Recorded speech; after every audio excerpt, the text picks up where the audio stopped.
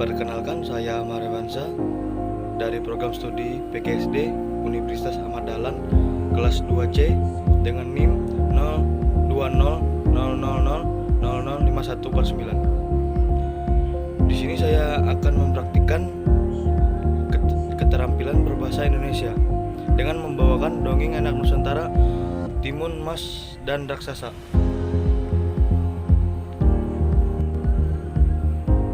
Awal mula dongeng anak Timun Mas, Alkisah di sebuah desa di daerah Jawa Tengah. Hidup seorang janda paruh baya yang bernama Mbok Serini. Sejak ditinggal oleh suaminya beberapa tahun, ia hidup sebatang kara. Ia pun juga tak memilih anak. Karena kesepian, ia sangat mengharapkan kehadiran seorang anak. Namun sayangnya keharapan itu pupus karena suaminya telah meninggal dunia. Mbok Serini hanya dapat menunggu keajaiban untuk bisa memiliki anak. Ia berharap keajaiban terjadi padanya. Dengan selalu berdoa siang dan malam kepada Tuhan yang Maha Kuasa agar dapat diberikan anak. Pada suatu malam, harapan itu datang lewat mimpinya. Dalam mimpinya, Mbok Serini didatangi sesosok raksasa yang menyuruhnya pergi mengambil sebuah bungkusan di bawah pohon besar. Di hutan tempat biasanya ia mencari kayu bakar. Saat terbangun di pagi hari, Mbok Serini hampir tidak percaya dengan mimpinya semalam. Mungkinkah keajaiban akan benar-benar terjadi padaku? Ia pun bertanya dalam hati dengan ragu. Namun, Mbok Serini berusaha menghilangkan keraguan hatinya. Dengan penuh harapan, ia bergegas menuju ke hutan yang ditunjuk oleh raksasa itu. Setibanya di hutan itu, ia mencari bungkusan yang berada di bawah pohon besar. Bos ini yang terkejut karena isi bungkusannya hanya sebutir timun. Namun ia justru sangat terkejut saat menemukan bungkusan yang dikiranya berisi seorang bayi, tetapi isinya hanyalah sebutir biji timun. Hatinya pun kembali bertanya-tanya, apa maksud raksasa itu memberikanku sebutir biji timun? Ucap Mbok Serini dengan bingung. Di tengah kebingungannya, tanpa disadari oleh sesosok raksasa berdiri di belakangnya sambil tertawa berbahak-bahak. Demikian suara tawa raksasa itu. Mbok Serini pun terkejut sambil membalikkan badannya. Betapa terkejutnya ia karena raksasa itulah yang hadir dalam mimpinya. Ia pun menjadi ketakutan. Mbok Serini yang ketakutan bertemu raksasa dan membuat perjanjian dengannya. Ampun Tuan raksasa, jangan memakanku, aku masih ingin hidup. Mbok Serini memohon dengan muka pucat. Jangan takut, hai perempuan tua, aku tidak akan memakanmu. Bukankah kamu menginginkan seorang anak? Tanya raksasa itu. Benar Tuan raksasa, jawab Mbok Serini dengan gugup. Kalau begitu, segera tanam biji timun itu. Nanti kamu akan mendapatkan seorang anak perempuan. Tapi ingat, kamu harus menyerahkan anak itu kepadaku saat ia sudah dewasa, karena anak itu akan kujadikan santapanku, ujar raksasa itu. Karena begitu besar keinginannya untuk memiliki anak, tanpa sadar Mbok Serini menjawab, baiklah raksasa, aku bersedia menyerahkan anak itu kepadamu. Ia pun menanam biji timun dan merawatnya dengan baik. Saat membelah buah timun, ia pun terkejut. Setelah Mbok Serini selesai memberikan kesediaannya, raksasa itu pun menghilang. Kemudian ia segera menanam biji timun itu di ladangnya. Dengan penuh harapan, setiap hari ia merawat tanaman itu dengan baik.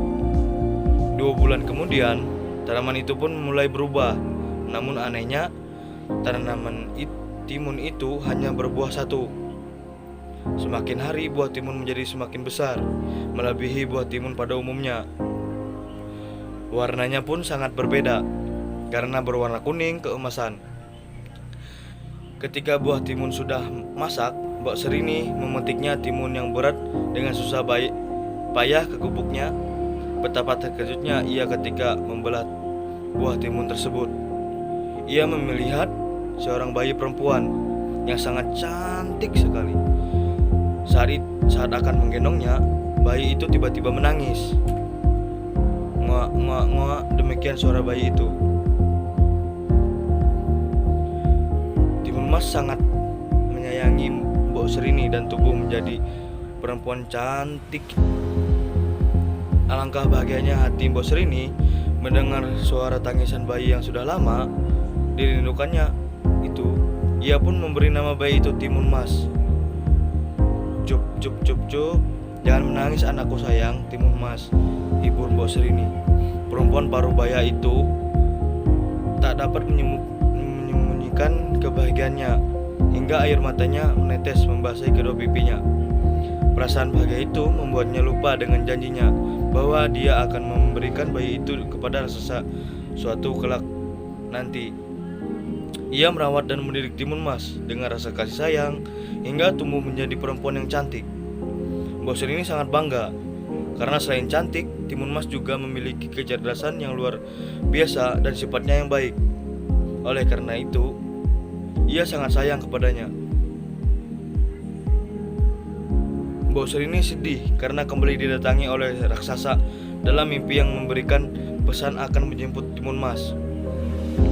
Suatu malam, Mbok Serini kembali bermimpi didatangi oleh raksasa yang memberikan pesan kepadanya bahwa seminggu lagi ia akan datang menjemput Timun Mas.